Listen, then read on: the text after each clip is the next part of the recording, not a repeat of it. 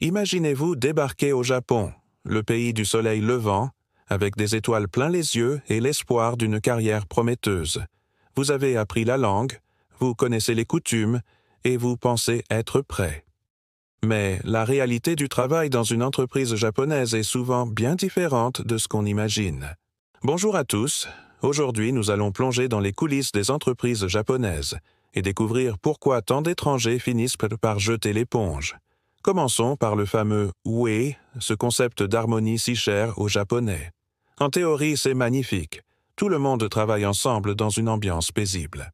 En pratique, c'est souvent synonyme de conformité forcée. Vos idées innovantes, gardez-les pour vous si elles perturbent de trop l'ordre établi.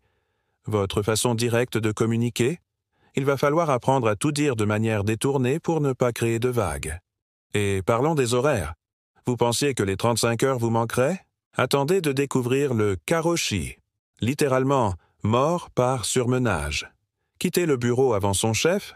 Impensable. Partir à l'heure? Vous passerez pour un fainéant. Les heures supplémentaires ne sont pas une exception, elles sont la norme. Et le pire, beaucoup ne sont même pas payées, elles font partie du service. La barrière de la langue, même si vous parlez japonais, reste un défi quotidien. Car au Japon, ce n'est pas ce qu'on dit qui compte, c'est ce qu'on ne dit pas. Un peut-être signifie souvent non. Un silence gêné cache un désaccord profond. Et pendant que vos collègues japonais décodent naturellement ces signaux, vous nagez en plein brouillard. Mais le plus frustrant reste peut-être le plafond de verre. Peu importe vos compétences, votre ancienneté ou votre dévouement, vous resterez souvent l'étranger. Les postes à responsabilité, réservés aux Japonais. Les promotions? Il faudra vous armer de patience, beaucoup de patience. Alors, comment survivre dans ce monde professionnel si particulier? Première règle, l'adaptation ne signifie pas la soumission.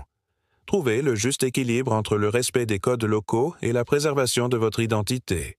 Apprenez à communiquer de manière plus subtile, mais ne perdez pas votre authenticité. Deuxièmement, créez votre réseau. D'autres étrangers vivent la même expérience que vous. Les groupes d'expatriés sont une ressource précieuse pour partager conseils et soutien moral.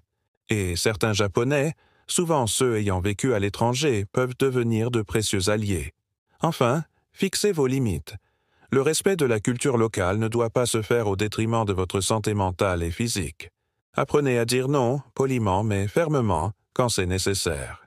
Travailler au Japon reste une expérience unique et enrichissante, mais il est crucial d'en connaître les défis pour mieux les surmonter. Si vous envisagez cette aventure, préparez-vous mentalement et n'idéalisez pas trop la situation. Si cette vidéo vous a été utile, n'oubliez pas de la liker et de vous abonner pour plus de contenu sur la vie professionnelle au Japon.